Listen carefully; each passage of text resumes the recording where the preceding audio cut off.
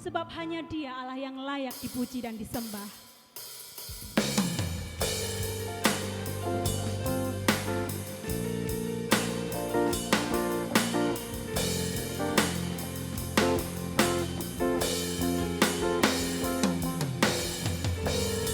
Haleluya. Alam semesta melukiskan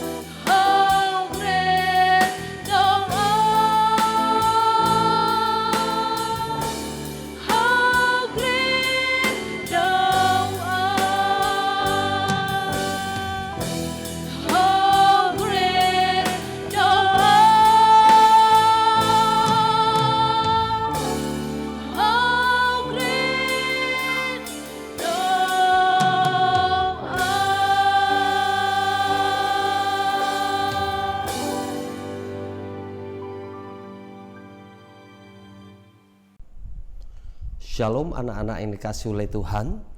Hari ini kita akan menikmati ibadah di bulan Maret. Dan saya percaya melalui ibadah hari ini kita semua akan diberkati oleh Tuhan. Kita semua akan menikmati kasih karunia Tuhan. Dan kita semua akan menikmati lawatan Tuhan melalui pujian, melalui pemberitaan firman Tuhan. Mari kita serahkan ibadah di bulan Maret ini ke dalam tangan Tuhan. Mari kita berdoa. Bapa di surga, kami menyerahkan ibadah bulan Maret kami, SMA Kristen YSKI, ke dalam tangan Tuhan. Kiranya ibadah ini boleh jadi dalam nama Allah Bapa, dalam nama Tuhan Yesus Kristus, dalam nama Roh Kudus. Kasih karunia, rahmat dan damai sejahtera dari Allah Tritunggal menyertai kita sekalian. Haleluya. Amin. Allah kita Allah yang ajaib, amin. Amin. Ajaib kau Tuhan. Mari kita bersuka cita bersama-sama. Haleluya.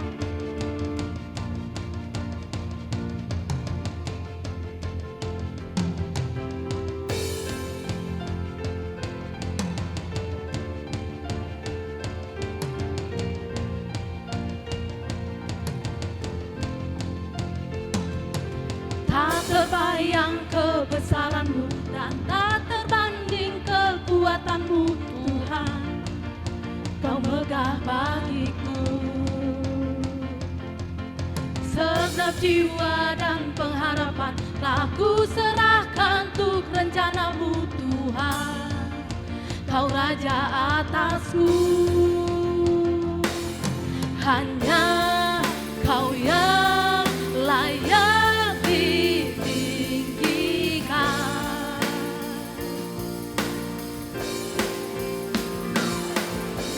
ajaib Kau Tuhan, agung dan perkasa. Kau sumber kemenanganku, layak berkuasa, meminta selamanya.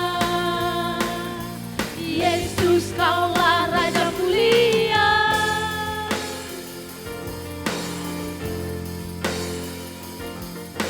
Tak terbayang kebesaran-Mu dan tak terbanding kekuatan-Mu, Tuhan. Kau megah bagiku. Segenap jiwa dan pengharapan telah ku serahkan untuk rencana-Mu, Tuhan. Kau Raja atasku. Hanya Kau yang layak ditinggikan.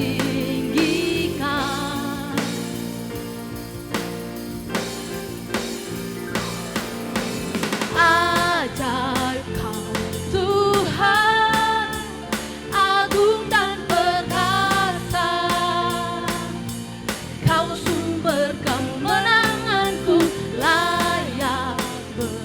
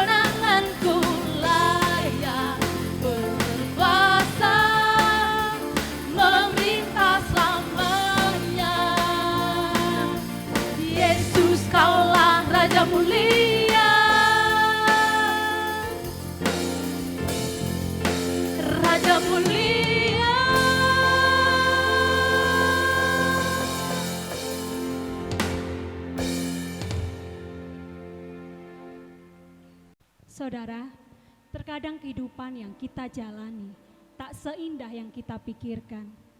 Terkadang persoalan terjadi dalam kehidupan kita. Namun satu hal yang kita percaya, kita punya Yesus. Dia sumber jawaban bagi hidup kita.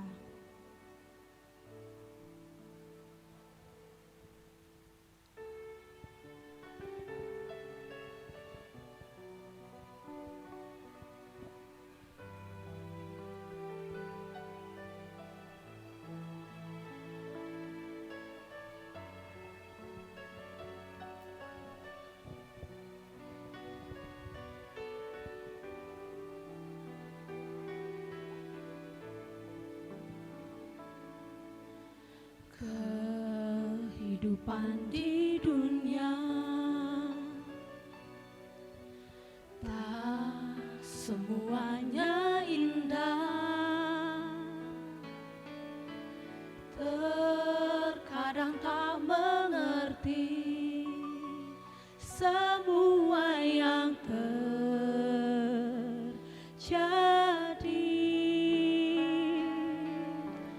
Di saat tak berdaya, ku berharap padanya, tak pernah dibiarkan yang percaya padanya.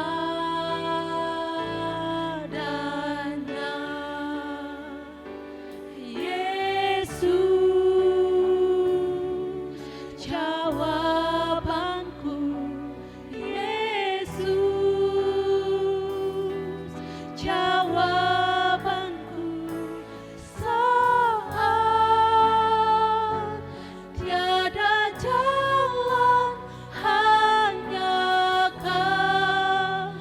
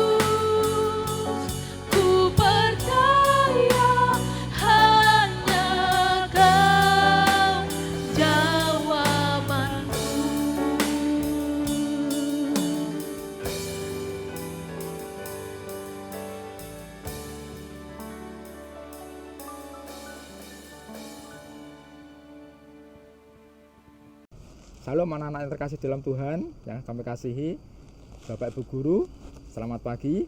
Ya, hari ini saya berada di Bukit Doa Getsemani Ungaran, ya, tempat umat Kristiani untuk berdoa, menyembah, memuji Tuhan, dan juga bersatu secara pribadi. Ya, anak-anak bisa datang ke sini kalau mau berdoa dan sebagainya. Pagi hari ini kita akan bersama-sama mendengarkan firman Tuhan. Tema kita hari ini adalah Yesus Jawaban. Ya, kalian tentu tahu, ya, Yesus adalah Allah yang menjadi manusia, yang hidup 2000 tahun yang lalu, yang menelusuri jalan-jalan berdebu di Palestina, yang mengabarkan kabar baik dan juga melakukan perbuatan-perbuatan baik bagi orang-orang sejamannya. Nah, Tuhan Yesus sebelum dia menjadi manusia, dia juga sudah hadir di dalam dunia ini, menemui orang-orang zaman perjanjian lama. Kita tahu Adam juga pernah bertemu dengan Tuhan Yesus, lalu Abraham juga pernah ketemu Tuhan Yesus meskipun dalam bentuk malaikat Tuhan. Musa pun juga pernah ketemu dia, ya, para nabi juga sama. Jadi dia itu sebenarnya sudah ada sebelum dia lahir di dunia ini, tetapi menyatakan diri sebagai manusia kira-kira 2000 tahun yang lalu. Nah, anak sekalian, Tuhan Yesus ketika di dunia ini dia melakukan banyak hal, ya. Dia waktu itu menolong Sadrah Mesakh Abednego ketika di dalam perapian, ya. Ada satu anak manusia di situ, itu adalah Yesus sendiri. Nah, jadi Tuhan Yesus adalah Allah sendiri yang telah menjadi manusia, yang hidup di dalam setiap keadaan dunia ini dari dulu, sekarang, dan akan datang. Lalu jawaban apa yang Tuhan bisa berikan kepada kita? Yang pertama, Tuhan Yesus adalah jawaban atas dosa-dosa kita. Anak sekalian, dosa adalah pelanggaran, ya, pelanggaran dari firman Tuhan dan perkataan Tuhan. Ya. Menyimpang sedikit dari firman Tuhan itu sudah berdosa, anak sekalian. Nah, dosa ini tidak bisa dihapus, ya, dengan cara berbuat baik, ya, memberikan persembahan, lalu beribadah yang sungguh-sungguh, tidak bisa, ya. Karena dalam perjanjian lama, ya, sejak zaman dulu, bahwa dosa hanya bisa dihapus dengan penumpahan darah, ya, seperti yang tertulis di dalam Ibrani pasal 9 ayat 22b, bahwa tanpa penumpahan darah maka tidak ada pengampunan dosa. Jadi dosa kita itu hanya bisa diampuni oleh penumpahan darah. Anak-anak ingat, ya, waktu Adam jatuh dalam dosa, Tuhan Yesus menyembelih binatang, darahnya itu untuk menebus dosa, dan kulitnya dipakaikan Adam untuk sebagai pakaiannya. Jadi dosa Adam sudah ditebus, tetapi dampak dari dosa itu yang kita tanggung sampai hari ini. Anak-anak sekalian, waktu Yohanes Pembaptis ketemu Tuhan Yesus, ya, dia berkata demikian, lihatlah anak domba Allah yang mengangkut dosa isi dunia. Yohanes Pembaptis mengatakan Yesus adalah anak domba Allah. Kenapa dinamakan anak domba, anak sekalian? Karena Yesus lahir di kandang domba. Dan kandang domba di sini bukan sembarang kandang domba. Kandang domba sini adalah kandang domba di Efrata, ya, di padang gembala, tempat di mana domba-domba dipersiapkan untuk persembahan di bait Allah yang jaraknya kira-kira 1 km, ya. Jadi setiap pagi dan sore ada domba-domba yang disembelih untuk pengampunan dosa atas dosa orang Israel. Dan Yesus lahir di situ, anak sekalian. Jadi dia lahir di situ, di tempat di mana domba-domba dipersiapkan untuk dipersembahkan di bait Allah. Dan Tuhan Yesus, kelahirannya itu sebenarnya menunjukkan bahwa dia adalah calon anak domba yang akan menghapus dosa isi dunia ini. Biasanya darahnya dicurahkan lalu dipercikkan di atas tabut perjanjian. Nah, beberapa tahun yang lalu, nah sekalian, ada seorang ilmuwan yang sudah meninggal sekarang, ya, namanya Ron White. Kalau anak-anak lihat di YouTube itu, ya, dia menemukan tabut perjanjian itu Dan tabut itu di atasnya, tepat di atasnya itu adalah ternyata tempat Tuhan Yesus disalib. Jadi dia menemukan ada setetes darah yang jatuh di tabut perjanjian itu. Kemudian darah itu diambil, dibawa di Amerika di laboratorium untuk dicek ini darah siapa dan diteliti. Ternyata darah itu adalah darah manusia yang tidak mengandung unsur laki-laki, jadi murni dari perempuan. Itulah darah Yesus yang telah menyelamatkan dosa isi dunia ini. Jadi Tuhan Yesus adalah jawaban atas dosa-dosa kita. Karena itu anak sekalian, setiap pagi kita berdoa, kita mengaku dosa itu agar benih dosa itu tidak berkembang menjadi perbuatan yang akan membawa kita kepada kebinasaan. Kalau kita berdoa minta ampun pada Tuhan Yesus, maka dosa kita akan disucikan sehingga hidup kita semakin hari semakin kudus dan berkenan kepada Tuhan. Yang pertama adalah Yesus adalah jawaban atas dosa manusia. Yang kedua, Yesus adalah jawaban atas masalah kehidupan kita. Anak kasih oleh Tuhan, ketika Tuhan Yesus di dunia ini, ya, dia menyembuhkan orang yang sakit, ya. Dia menghibur orang yang sendirian. Dia memberi kekuatan orang yang lemah, ya.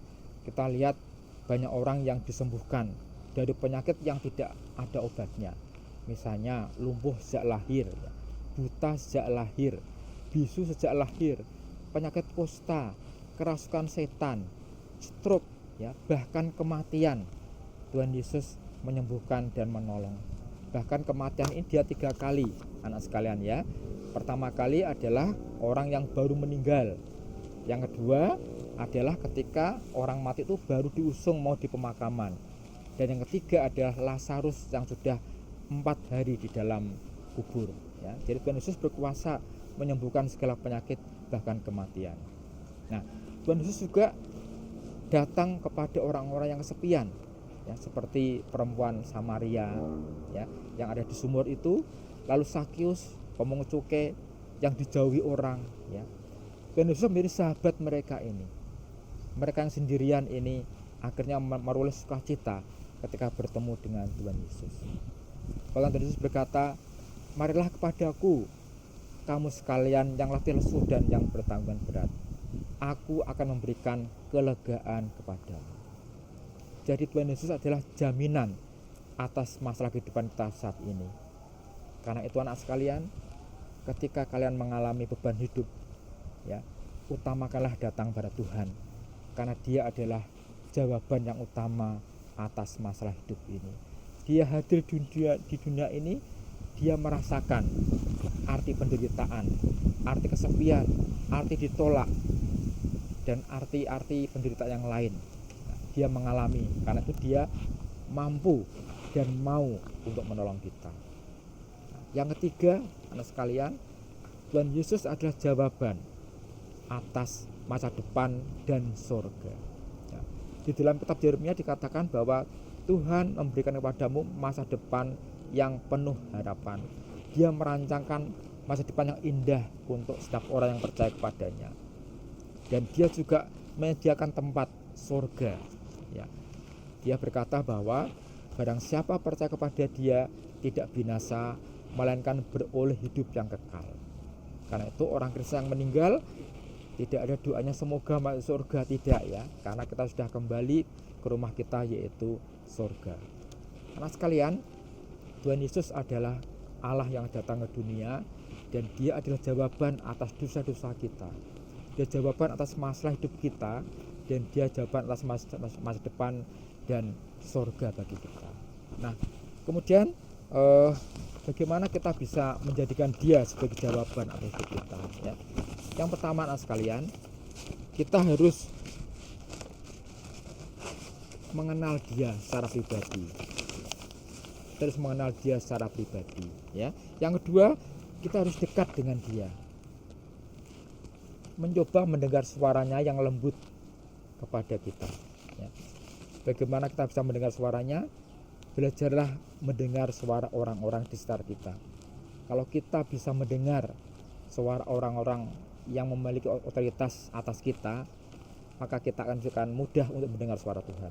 Tapi kalau kita tidak mau mendengarkan orang-orang yang memiliki otoritas atas kita, maka kita pun sulit untuk mendengarkan suara Tuhan. Ya. Dan yang ketiga, percayalah kepada Tuhan. Ya. Kenapa kita harus percaya pada Tuhan Yesus? Karena Dia mau menolong kita, karena Dia mampu menolong kita. Dan yang ketiga, karena sudah terbukti bahwa Dia Allah yang sanggup menolong jutaan orang, bahkan miliaran orang yang percaya kepadanya. Nah, karena itu anak sekalian, marilah kita jadikan Tuhan Yesus sebagai jawaban yang utama atas masalah hidup kita, baik pribadi maupun keluarga maupun masalah-masalah yang lain. Percayalah, karena Dia tidak pernah berubah, baik dulu, sekarang, dan selama-lamanya. Anak sekalian, beberapa tahun yang lalu ketika Pak Gideon seusia kalian, ya, kelas 3 SMA, waktu itu Pak Gideon bingung ya, mau kuliah di mana, karena sudah tidak ada biaya ya. Kakak-kakak kuliah tapi semua tidak ada yang jadi. Nah, ketika saya mau kuliah tidak ada biayanya. Kepada siapa harus saya minta pertolongan? Tidak ada lain kepada Tuhan Yesus ya. Setiap pagi bangun tidur dan ketika mau tidur selalu berdoa tentang 5 hal. Yang pertama, berdoa supaya dapat kuliah perguruan tinggi negeri. Yang kedua, agar dapat beasiswa. Yang ketiga, agar bisa kuliah sambil bekerja. Yang keempat, biar bisa selesai 4 tahun. Dan yang kelima, biar dapat kos yang dekat dengan gereja. Dan Tuhan menjawab luar biasa, anak sekalian. Pada akhirnya saya bisa lulus 4 tahun, saya dapat beasiswa, saya bisa bekerja sambil kuliah, dan saya dekat dengan gereja sehingga bisa melayani, dan akhirnya pun juga saya bisa memperoleh apa yang saya inginkan ketika masih di SMA itu. Saya percaya Tuhan yang sama juga bisa melakukan hal yang sama kepada kalian semuanya, karena Tuhan Yesus adalah Allah yang mau menolong, mampu menolong, dan sudah terbukti ribuan orang, jutaan orang mengalami pertolongannya. Firman Tuhan pada pagi hari ini, anak sekalian, mengingatkan kita, ingat bahwa Yesus adalah jawaban atas hidup kita. Kalau kalian berdosa, ingat ada Tuhan yang mampu menghapus dosa karena Dia telah mencurahkan darahnya. Ada Tuhan yang bisa menjawab masalah hidup kita karena Dia pernah hadir, mengalami seperti kita, dan juga Dia bisa mampu menolong dan mau. Dan ada Allah yang menyediakan masa depan yang penuh harapan dan sorga yang sudah disediakan untuk kita. Amin. Mari kita datang pada Tuhan di dalam doa. Bapa yang di surga, pagi hari ini kami datang kepadamu Tuhan. Kami bersyukur karena Engkau menyapa kami pagi hari ini melalui firman Tuhan yang mengajar kami bahwa Engkau adalah jawaban atas hidup kami. Engkau adalah jawaban atas dosa kami, Engkau jawaban atas masalah hidup kami, dan Engkau jawaban atas masa depan kami dan sorga. Terima kasih Bapa, kalau kami boleh menjadikan Tuhan sebagai jawaban yang utama atas masalah hidup kami. Terima kasih Bapa untuk pagi hari ini. Kiranya firman-Mu yang kami dengar pada pagi hari ini tidak berlalu, tetapi sungguh-sungguh akan kami imani, kami lakukan dalam setiap langkah hidup kami. Terima kasih Bapa. Hanya di dalam nama Kristus kami berdoa. Haleluya. Amin. Terima kasih. Tuhan Yesus memberkati kita semua.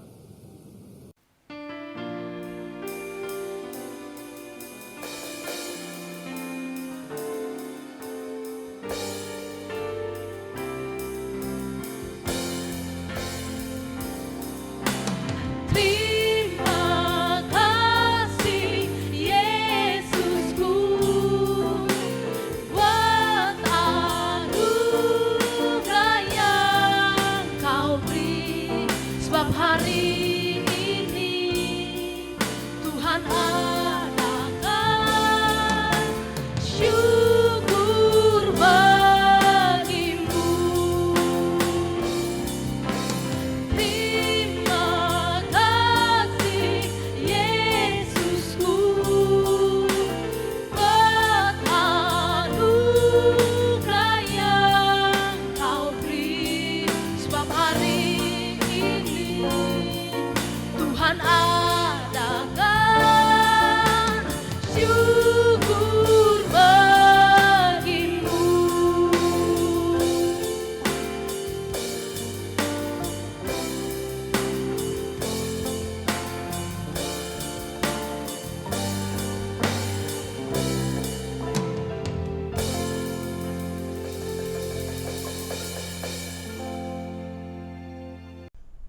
Yesus adalah jawaban dari segala masalah kita.